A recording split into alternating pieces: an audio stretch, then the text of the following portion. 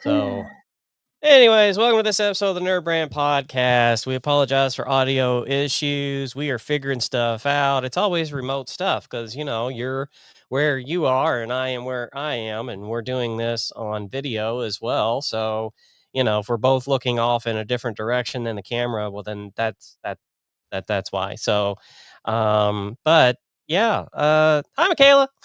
Hi, how's it going? Okay. It's going good. It's Thursday. I am happy for Thursday, but at the same time, I'm also like, it's not Friday. It's Friday. So, yeah. It's like Thursdays, like ever since I was a kid. 'Cause I don't know, I feel like my mom always gave me some leeway staying up a little bit later on Thursday nights in comparison throughout the week. Like, it's Thursday, it's Friday Eve, why not? Go crazy. So I've always liked Thursdays for that reason. Well, I am going to dive into the interwebs and I'm going to see, um, what are people talking about in the marketing world? Because we've noticed everything kind of travels in our industry. Like one time it's a website, the next it's social media, then it's social media, then it's social media, and my God. And then, no one thinks about really other channels in marketing. At least that's been my opinion and frustration. It's like that one channel, it's never going to go away. We've lamented about it for, I don't know, what, 10 years. And, but everybody still wants their Facebook post done, which is, I get it. It's awareness. But Right.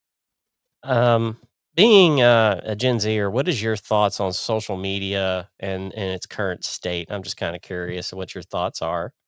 I don't know. I like the way that you put it. It is definitely awareness and just putting things out there. Like I feel like if your content is not engaging or if it's just like something kind of static, it's not gonna be anything really impactful. People want to see, the behind the scenes stuff. They want to see if it's a product or I'm sorry, if it's a service, like what service does it look like? Like do a walkthrough of whatever facility you're in or whatever service you're conducting. Or seeing implementing how a certain product is used and like influencer marketing and content creators has like boomed. So that's really what I mean by that because you have those collaborations with like a big, not a big, it doesn't have to be a big brand, but a well-known brand, and you're showcasing it for more people to buy and to consume it. So I just feel like that's my take on it. As far as like a non-marketing perspective, it's just people sharing their life with people that either are really close to them or they don't see very often. Like that's just my overarching take from a both professional marketing stature to a personal note.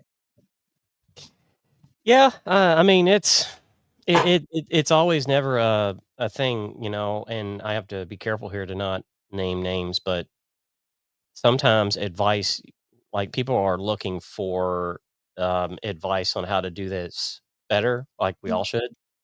Right. And I have come across some really bad advice, and I can't say what it is because I'm worried that, people be like, "Well, that was me. I said that." And it's really not. It's actually pretty like the same. I hear a lot. So, um, when you are thinking about like how to reach an audience, a lot the shiny object is like always the first thing that everybody grabs onto. And it's like social media has its time and then SEO and then podcasting and then websites. Like I said, it's all cyclical. And you know, the one thing that I don't think anyone thinks about is the attribution angle. And so, right now I'm going through a lot of things that we've done because we're setting up new campaigns for customers ourselves and everything, and we're coming to the end of some, and it's like, okay, well, how did that do? Where did it come from? How did we, track like the leads and how they came in? Because when you're doing multi-channel marketing, like you should be, like instead of just social media, like social media is a channel, it's not a strategy, right? So it's like, okay, was it social media? What channel on social media? Was it email marketing? What was the segment? There's all these things to kind of go through that going through. And so one of the things, the articles that I found online recently is talking about marketing attribution, to see how well that message you're talking about, if it actually resonates with anybody. Hmm. Uh, we have somebody recently that put out a message that was completely just seems like nobody's talking about it, and we pointed that out to our client. We are not gonna say who it is, but, it's, like, doubled the views and impressions and mostly interactions, which is good, with their account because of that message they were using because they switched the message, meaning Hmm. the words they were posting and what the content was and what it was talking about flip script, and you could see it in the analytics. Always good to see those charts, right, where it spikes up real big, and you'd be like, "Hey, look at that, and you maybe should talk about that more." Did a thing, did a good thing. Yeah, yeah, and this is where you go like, "Oh, found a nugget, we should go after that." But what was they how did they come in? And so, yeah, it was a little tedious because I had to go through and just on Facebook alone, I had to literally find out, like, okay, what posts did this? Mhm. Uh Gotta audit and see, like, go through your metrics or audit, uh, through your, profile, your mhm. business profile, and see which ones perform the best because those are your golden ticket items right there. And Yeah, repetition never hurts, but if you repeat too much, then you're gonna cause ad fatigue. So you don't want it to be like every week, but maybe the little content that's either awareness or educational, you keep repeating it in a sense each month, but you just, change the semantics of it. yeah, I mean, what, I mean, you're obviously you buy online products and stuff, like, what makes you wanna decide to buy something? I mean, is it just Honestly, nowadays it's the affordability. Like, I don't know.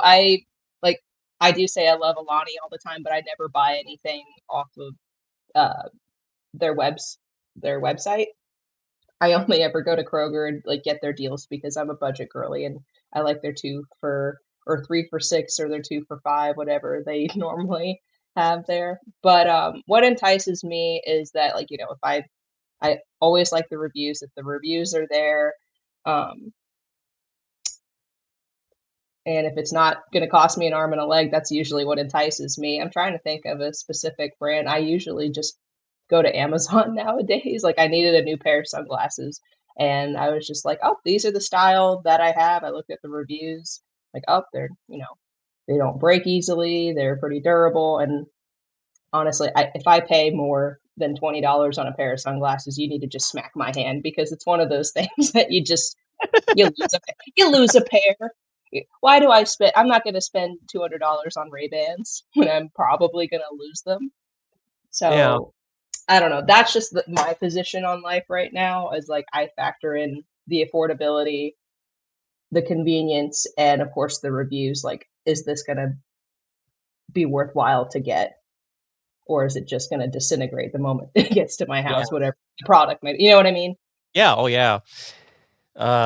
Yeah, everybody's budgeting, everybody's decisions right now is based on budget, but even though you do that, I mean, you're still buying a quality product. I mean, otherwise Celsius wouldn't have bought them out for like what, 4 billion. So, I mean, you still got something that's pretty well known, it's established, and they put a ton of money into it to, make that happen. The acquisition, I mean, they were bottled in PRP with Pleasure Ridge Park in Louisville, Kentucky, and I don't know if they'll continue to be bottled there or canned, whatever you call that. I don't know if that'll continue, but yeah. I mean, I have tried Alani and it wasn't for me. I'm a Red Bull guy. I always have been because I'm old. Um, but at the end of the day, it's like the surge in ready to drink and energy drinks and all of that has just gone it's exploded over the last 2 years. Oh yeah, So because I've noticed more influencers or celebrities who that are kind of turning into an influencer with promoting all kinds of different energy drinks. I can't think of them off the top of my head, but right, yeah. uh, there's several that I've come across, and I'm like, I've never heard of you before, and it's some person I've seen in a movie or seen in some kind of reality TV show, and I'm like, oh, you're doing this now, okay. But Yeah. I feel like there's also just it's kind of like energy drinks are kind of like how podcasts are. There's just a little bit of an oversaturation, and you don't know which one to go with sometimes. You know what I mean? Like that kind of Yeah. analogy. I had that conversation recently with somebody. They were asking about podcasting in relation to, elderly. people, I guess is the way to say. I don't know. My mom is 76, and it was like she just doesn't want to part from her phone, and as long as she knows how the app is, she'll listen, right? Mhm. It's like once you introduce that new medium to that new demographic, now you got them, and that's really what has to happen. It's a little harder to do that because I literally had to introduce her to it, but at the end of the day, it's like it's for all ages, and it has grown and still grows, like, right now, and it's gone mainstream, of course, in the recent, like, because of the recent election and everything that happened, but it's like you said, every podcast has got its thing, and it's like everybody wants to kinda jump in without planning about what is it you wanna talk about that people would wanna listen to, if that's Mhm. something you would want to do. I wanna kinda go back to with the Superman thing because it is Mhm. NerdBrand, and you're gonna go see the movie, and I don't wanna wrap the show up before we talk about it because I may plan my tongue ain't working. I may plan to see it Saturday, Oh, okay.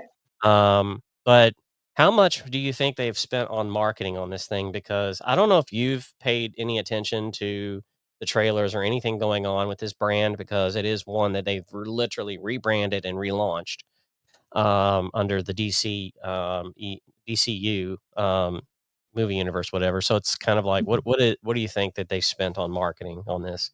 Well, let's see. I'm just like eyeballing off of what you all talked about with Thor Ragnarok. It was only a couple 100,000 what they contributed for marketing, and then whenever the Batman versus Superman came out, that was like, correct me if I'm wrong, it was like in the billions. It was like 2.5 billion or million. Well, I think that was like yeah, that was like the ticket sales. No, Oh, the Ragnarok. sales. I thought That was those were like, no, the marketing alone budgets are kind of hard to find, but you can find them on a Reddit channel. Can't remember the name of the thread, but it is. IMDb too, right? IMDb has it. Yeah, yeah, you can try to explore IMDb and kinda see what they've Mm, done. It's very interesting because so, they're always so if the movie is like 200,000,000, you're probably gonna have half to that much of the marketing budget with it, so you got a $400,000,000 film or, mhm, because marketing is 200, right? right. So, the Superman film, they pushed this hard. I think we can say that for a fact and mostly on, like, online and social media, but it was 150,000,000, and exceeding that. Typically, probably they think it got close to about 200,000,000 because technically they're still running campaigns. That's around what I was gonna say because, I was just eyeballing how it was for Batman versus Superman, and I'm like, it'd probably be about the same ballpark there, but Yeah, and the opening weekend, though, they said it's about 140 to 185,000,000, so, you know, making movies is not as sexy as people think. I mean, we have a friend that does it and has a studio in Kentucky, and it's like, yeah, I mean, you've got to really the movie finance part of the business is wild. It's wilder than trying to find an audience and make the film. Everybody is like wants to watch the film, and it's like, "Ooh, celebrities," and it's like, "Yeah, that's nothing." It's I was gonna say it's wilder than Gene Wilder. and Sorry. there you go. There's that old soul coming out. Mhm. Oh, man. But anyways, opening weekend, it sounds like they've made just about made the money back on the marketing so far, but I mean, it's not done. I mean, you still have a global campaign to do. It's like these are big campaigns. That's why the numbers are so large.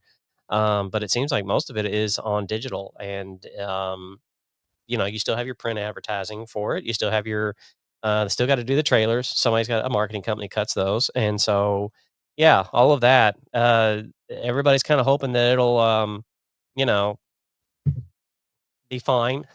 Mhm. So I'm not As gonna far get as into the the reviews, cross but have you noticed any promotions? Like, I don't know, an example that just popped in my head was when the new Willy Wonka came out, and they did, like, a cross collaboration with IHOP on certain, like, chocolate purple looking pancakes to promote the movie. Has there been I haven't seen any noteworthy or really, not even noteworthy, like, really any, cross promotions with this movie other than, like, the main promotion being the trailers. yeah, so wider, like, the widespread audience-wise, it's not so much, and on the marketing side, so they've been very specific about, how they're marketing this. So, no. Mm, Um, there has been ancillary revenue that is the next step, which, that's the merch. You've got a property that's gonna have a lot of toys and merch, and so because DVDs are dead. I mean, tangible medium is kinda coming back. People kinda wanna own movies again. mhm. But recently, what is it? Which is one of the big companies quit making Blu-ray players, which is funny to say in 2025. You would think that that happened 10 years ago, but they actually stopped this year, I think, and then another one last year. And so if you've got a Blu-ray player, it's sort of like, An it's obsolete just, item. That's just so yeah, wild. yeah. I gotta go into my closet and dig mine out because it's like when you get these films, like I have actual films. Now, here's the thing: those mediums are higher quality than the streaming. So, because it's like with this, what we're doing right here, we're recording over the internet, and the quality is going to just be based upon internet service providers, whatever's going on, and your router, my router, a million different things. And so, you think about that when you're streaming on Netflix or you're streaming on Disney Plus, like the quality that you're seeing, it may not be that. They'll buffer it still. They don't tell you that, but they do. And but if you have a Blu-ray player and you have a 4K disc and you got a television that supports that format, that's what you're watching. And you have also the other important thing is the sound quality is better. And so it's like I think actual tangible owning the mediums will come back. So I'll be very curious to see if they with Superman, I don't think they will. I think the studio, I think they're one of the ones that said like we're not producing DVDs or discs anymore because that's the other thing. Not only has there been a stop in manufacturing and making players, there's a stop in manufacturing discs. So I don't know. No I guess I more just $5 movie bin at Walmart. no, no, no, really. That's absolutely what I'm saying. It's like it's sex, whatever's there. You might want to go buy it. Mhm. I If wanna you want to collect all of the Marvel MCU films on disc, well, you probably won't get. I think it wasn't Endgame that was the last one. It was maybe Marvel's. I don't know. There was a couple of them. There was maybe That's it. Like you're not gonna find. You're probably not gonna find Thunderbolts, Thunderbird. I don't know. The new Avengers. That is not, in my opinion, the Avengers. Sorry if that's controversial, but that's just my opinion. So yeah, yeah. No more $5 bin. I love not literally crawling, but, like, just digging through those and having a nice, like, movie night at home. Those were the days. Oh, I know, yeah. I'm gonna present this one here. Let's see here. Share screen. I don't know if this is the way that I want to do this. I didn't do this last time, so yeah, there we go. So, how Superman marketing balances mass appeal with fan centricity. I like how some of these words come out.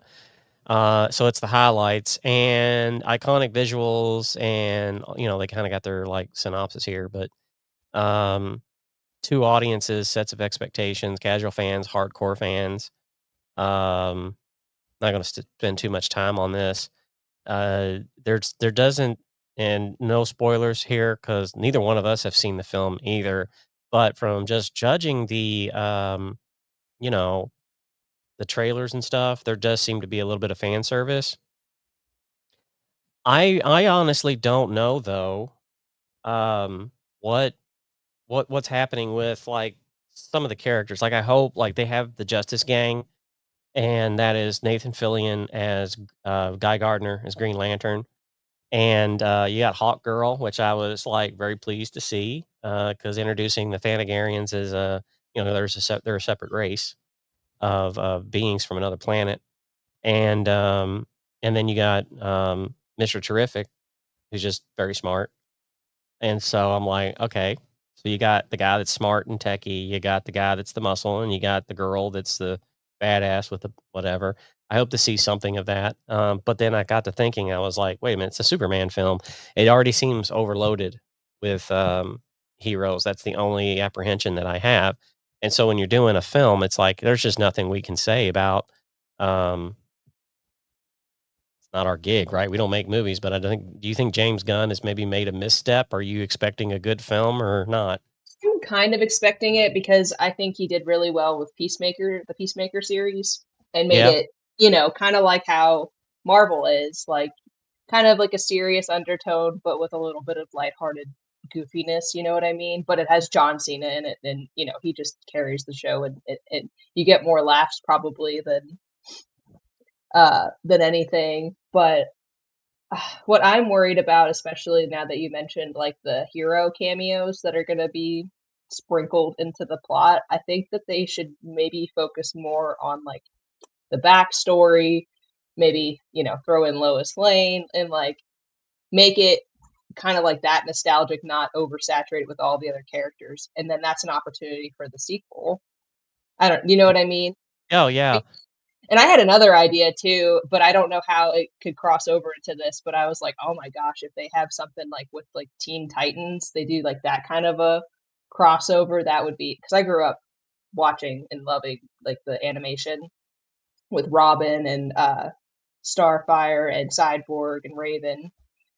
So I'm wondering if they could maybe take a take on that Well, there's eventually in always I forms. know they're gonna introduce Batman, obviously, because he makes money, and, whether or not we get a Robin ever again is really difficult to put down, but I know James Gunn, I think, has mentioned the idea of there being one coming, and it's like, he always does, like, the obscure characters, like, for example, we've got this poster that if I see it, I'll buy it, but it's with crypto, Aw, um, and it kinda looks familiar. If you look at behind me, I've got the Wonder Woman poster, and so it's kind of doing that. Now, I'm not a judgy person when it comes to, these kinds of things because I don't really know, like I know there's people out there that be like, "Oh, the posters are," and here's one of get one of Mr. Terrific up here. Um, and so, let's see, here we go. There it is. And there's one with Mr. Terrific. Um, you know, so you've got that. Um, there's just, the posters. That's kind of what I like. I'm gonna share this.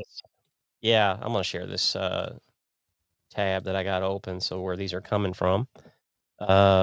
But it's this one shot that I saw of Nathan Fillion, and there's Hot Girl, and then Mr. Terrific. And when I saw that, I was like, "Oh, that's gonna be interesting to see." And then, but Maxwell Lord is like you know, there's that guy, and then there's also Lex Luthor. So you also have a very heavy villain roster, which is weird, makes me nervous. Um, but yeah, here's one of the posters. I thought art posters. Ha! One of the billboards they put up in Los Angeles, um, which I think is pretty creative on how they have him holding up the date. right. It's always That nice is. to see that play with, out of home, what we call out of home advertising. Um, and then you've got, I guess that's a statue of him. They made that. I mean, you gotta think this is also part of the marketing campaign, right? Like somebody's got to make the billboard. Somebody's got to make this thing. I don't even know what to call this thing, but that's obviously that is James Gunn in the photo. That is not um, the star in there. That's like like a full size statue. Hmm. So that's got to go in like an auditorium, I guess. I don't That's know. probably going to be like a hot ticket item, like auctioning off. Like, oh, who Oh my wants God, it? yeah. Yeah. Somebody'll be like, "I want that," and then, of course, you got your digital trailers, right? So we've seen all those, talked about those. This is another poster that is the Superman poster of him, and, you know, it's a yeah, Hawk Girl. Now, I actually like that one. I hope we get to kinda get a little bit of a story with her. I don't know. That's why I mean, like, backstories, I feel like are a little like it's kind of like how Marvel did that because before the Avengers got together, it was very much backstory, backstory. You're learning Thor's backstory, you're learning Iron Man's backstory. I feel like that's something that DC could take a lesson of is to really dive back into like the beginning of it all, tell that backstory, and then save the character cross collaboration until like a couple movies later. Yeah, yeah, I mean, you got, like, 3 heroes. I mean, this first time we've ever seen Guy Gardner, Mr. Terrific, and Hawk Girl. Well, we've seen Hawk. Right, you're See, gonna confuse, like, the passive movie yeah, watchers, you know what I mean? Like, you know them, like, off the top of your head because 'cause you've read the comics, you're a big fan, nerd. whereas whereas me, I mean, I do enjoy, like, the Marvel Universe, the DC Universe, but as far as, like, backstory and being, like, a super fan, I wouldn't call myself that, so it may confuse audience members like me, like, "Who dis guy? Yeah. Who's this Oh, smart yeah. guy?" Yeah, and you don't have time to do that in a 2-hour feature. Like, you can't flesh Right, out, like, why is Guy Gardner the Green Lantern? I thought that that was Hal Jordan, and I was like, "Well, yeah, there's more you than can't one." You You know, can't explain the backstory, and you're gonna confuse people by, like, just sprinkling in yeah. all their But to your hero. point, and, here's the Keebler stuff, like you were talking about Mhm. earlier, collaborations. So Keebler Uh, did something. That's all I know of that I've been able to find. why do I Uh, wanna say they look like red velvet cookies? That they looks and do. sounds delicious. Well, I'm taking that off the stage there so we can stop that distracting Michaela. Yeah, I did see, so to your point of fleshing out other characters, there is going to be, so one of the brands that rebranded from Max back to HBO because HBO's got a lot more brand equity than Max. So that streaming service, HBO Max, is back, and, because, Discovery bought out Warner Brothers, and then they just, I don't know, it's like they're rolling back the rebrand on that because I think they found out nobody would wants it. So anyway, they are doing a Green Lantern series. This is what really is interesting. It will be Hal Jordan and it will be um, uh, uh, John Stewart, who's the Marine. And so they've cast both actors for it. And it will be on, I don't know when it's going to be on HBO Max, though. Jon Stewart from, like, The Daily Show, Jon Stewart? No, no, that's just weird. He just so happens to share the same name. I was Um, like, "What?" But no, has nothing, see, that goes to the point of what you said about, this whole thing. It's like, your generation isn't quite as familiar with some of these characters, but they Right. exist. So that's Jon Stewart right there. So the difference between, and that's Kilowog, I think it's, him, yeah. So anyways, Hal Jordan is obviously the first Green Lantern. We got him with Ryan Reynolds that he hates and, has definitely made fun of himself as that character over the years. And but Hal Jordan was a Marine and is a Marine, and his, I guess, things that he makes with the ring have never been very imaginative, not as much as Hal Jordan's. Like Hal Jordan will come up with a locomotive, but during the cartoon animation series of the Justice League, he, how, I mean, honestly, John Stewart was just like a bunch of green glowing fists and stuff. It wasn't really, that's the only thing that I don't like about the character. I was like, at least is portrayed in animation. We'll see how this series does and what they do with him. So these are the actors that are going to be playing them: Ah, Kyle Chandler. Kyle Chandler and Aaron Pierre, as Hal Jordan and John Stewart, respectively. And so, yeah, it's, Hal Jordan is, like I said, the original Green Lantern, and John Stewart came in after him. Um, because Hal Jordan became, I guess, got upgraded or whatever. He became a White Lantern, which there's different colors. Like there's a whole universe to explore with this. That's what And I mean. They need to dissect that a little bit better, I feel like, or compartmentalize rather than just throwing a bunch of characters into a movie plot that we don't really quite know the backstory on, and we would like to know the backstory on because that creates the fandom once you peel back those layers more and yep, you get more of an attachment. You know what I mean? yep. And I hope that that's what this is because you can see this shot. He's got the ring on his hand. So this is actually a production shot that they've shared. So this is happening. They asked the question, will it be connected to Superman? I mean, it would be smart if they did. I would think that that would be very, very smart. But as we've learned that, the Batman Part 2 is not connected. So when you have a brand or a series of brands like DC, it would be beneficial to them to connect them all, and not try to rush building this universe like they did with Zack Snyder's stuff, where it's like, hurry, hurry, hurry, let's catch up to Marvel. Because when you have competition out there that's putting out product like this, I mean, that's kind of what happened. It's like, oh no, here's this one. Like Batman versus Superman had 4 acts, and you had Wonder Woman appear, which was great. But the way they kind of did all of that, you never got anything like she was really a different character by the time you got to her independent film. And so I hope that that's not what we see, where we see like this kind of tonal disconnect. But we could, because even though James Gunn and the director of the Batman are they know each other, uh, the very different tones. Like this one here is talking about it's in the vein of True Detective. Now, I don't know if you've seen True Detective on HBO. Have you? Or I don't think so, no, but it sounds vaguely familiar.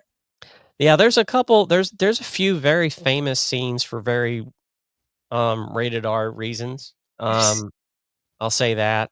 And, particularly in the 1st, 2nd season, I believe. And, yeah, it wasn't exactly like it's not a Lethal Weapon type thing. There's not a lot of ha-has going on in there. It's more like hoo-has. I'll leave it at that. And, so if you've got this going to be in the vein of that, I mean, they say this stuff all the time to get you pumped for something. This is a thing that's done in brand messaging where it's like, okay, we're going to associate it with a thing so that you go out and get it, so that you kind of have an idea of what to expect when you consume it. It's fair. But is it if it's actually not, you know? And I think that's where if you don't do that right and it's not like that, then you've lost your base immediately before you even got them, right? Right. So, but anyways, the Green Lantern Corps is basically a cosmic police state organization. Lanterns will be a detective story in which Jordan and Stewart investigate a murder in American flyover country, specifically Nebraska. Now, I don't know why. It's like maybe we can't do Kansas because that's Superman. But anyways, we're in Nebraska this time. Though nothing else is concrete, DC co-chief Peter Safran said in early 2023 that it's very much in the vein of True Detective. And Variety pointed out that he seemed the most excited about Lanterns of all the upcoming DC shows. So, to your point, Michaela, you're right. You're on track. There's going to be separate shows where they will have to probably, they're going to have to break these characters out and flesh them out for people to become familiar. Yeah. And my question is, since we had the rendition with uh the Justice League in like 2017 to 2018, like around that time, I wonder, are they going to reframe those characters and have fresh faces, or are they going to use those same characters? That's my question too, because they did Yeah. do the Justice League with the Ben Affleck uh, Batman, and I can't remember who played Superman then, but that's what I mean. Like, there's been too many faces for the part, you know what I mean? And it might muddy the water. So I wonder how they're gonna I think that help this new it era. being a true rebranding, the answer is no, they're not connected in any way because I think that that would definitely, like, defeat the purpose of the rebrand, which is really what this is, uh, Right. because the story that they're using as inspiration is one thing, but I don't see it I only see it in the logo on his chest as the reference to it, but in the comics, but at the end of the day, this is like a brand new story and character, so I'm actually more interested in see who they're gonna replace for Wonder Woman than I am Batman, to be honest with you. Right. Like you're thinking what I'm thinking, like who all are gonna be the new faces of these characters. Mhm. Yeah, because, I mean, you've always had like, the Lanterns are great, but, they've never been like the forerunners of the Justice League. It's always been what we call the Trinity, and that's Batman, Superman, and Wonder Woman, and, which is funny. It's like, Wonder Woman's had 2 films. That's it. How many we had of Batman and Superman, right? Endless. So, Like I can't yeah. keep track who played the parts or and Yeah, honestly, they all kind of look the same to me. They have yeah. blue eyes and black hair. Right, so the guy that plays, Jack Reacher has been rumored to be Batman, which would be a great casting. He was actually in a movie with Henry Cavill recently, the former Superman, in a Guy Ritchie film, and so, um, Gentlemanly Warfare or something like that, and, so it's like, yeah, he's a little taller than Henry Cavill, so he's really close to, like, 6'8" or something, I think. So he would be definitely a big menacing form in that suit. Um, but here's the problem when you have a character that's got such a presence on screen, how does that stack up against this Superman when you see them together? Who are people gonna pay attention to more? Who are they gonna wanna see more? And then if you've got him as Batman, this guy is playing Superman who looks like a younger Cavill. Whoever you pick as Wonder Woman is just gonna fade into the background, in my opinion. So, the casting on this has gotta be right. I don't know. I think on the Lantern series, from what we just saw, I think they got it. I think they nailed that, but I don't know about the Superman casting, I'll just being honest, and I'm probably gonna be controversial for that one. Uh, yeah, so it's kinda like picking a mascot for your brand, right? Kinda like what Right. we talked about in the last episode, was like, do you need one? Should you do it? Be careful with what you do. I kinda feel like there's already been just a slight misstep a bit. Yeah, I could see that. Yeah, not to I poo-poo can't on wait. anybody's expectations if they haven't I seen the know. movie.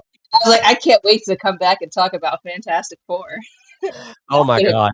That I'll one be is hot during that one. I'm gonna skip that one. I watched, it's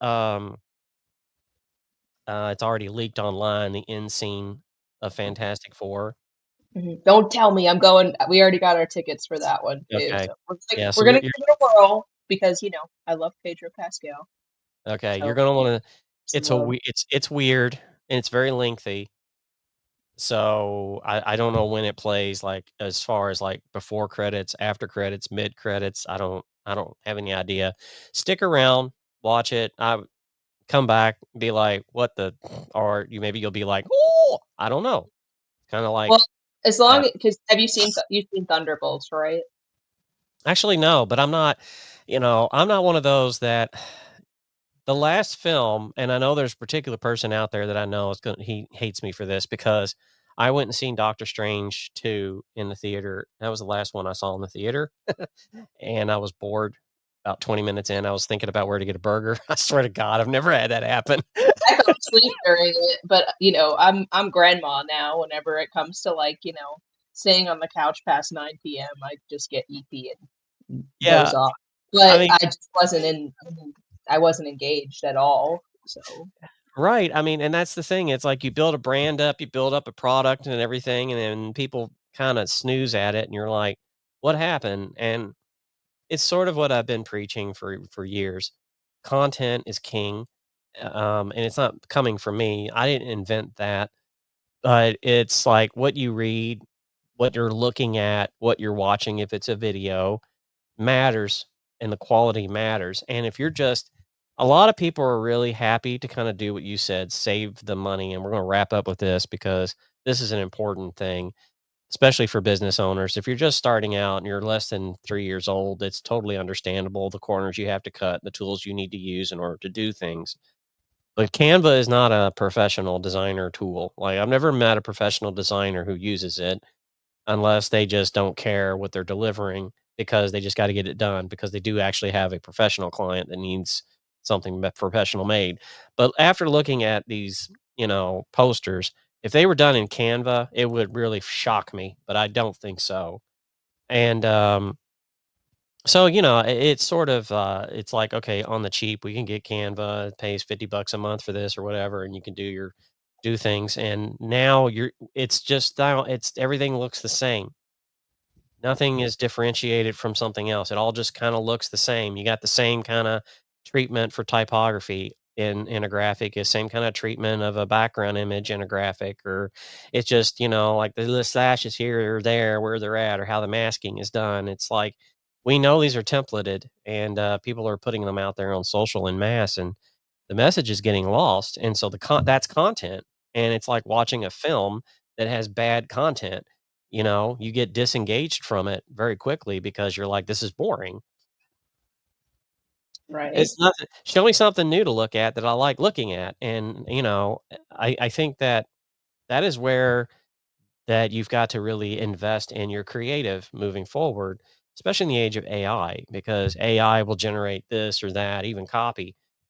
But if you want something unique that's gonna stand out, you're still gonna have to have a human do it, and as an agency, we have several humans, but at the end of the day, it's like, we get it, we get it, you wanna save money. However, you're not gonna have the impact as much as you think. It's just not gonna happen. I think AI is slowing down, and I know a lot of people are like, "Oh, no, it's not slowing down." I think it is because how far can we go after this? Like, we've already seen it produce videos, but I've never seen an AI film that I look at and go, "Yeah, I wanna watch that." I Yeah, I'll still pay money for that. It's there's flaws. It's I always say it's a tool, not a replacement. right, because you still have that uncanny valley, like, right here, under the nose, and the eyeballs don't really look great, and then sometimes it messes with fingers and digits. So it's like, well, no, that's not gonna happen. I could imagine like somebody doing an AI only feature film, and there's a love scene with two main characters, and it's just like, like like there's no way that's happening. Mouth into each other.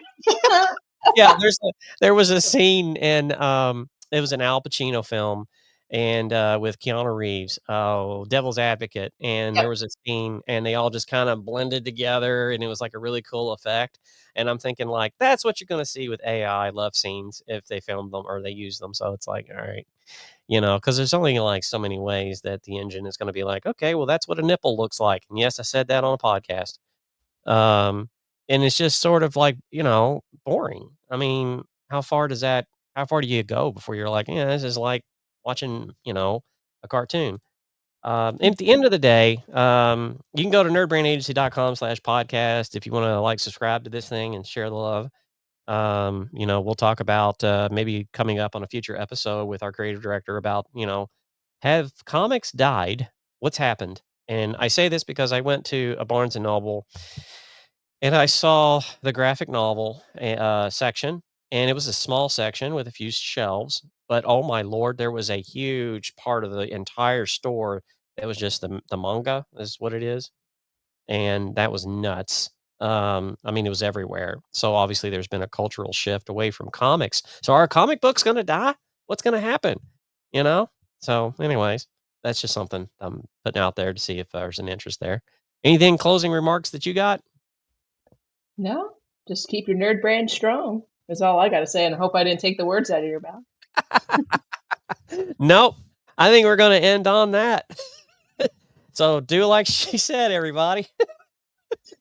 Do what I say. All right. We'll see you later. Ciao.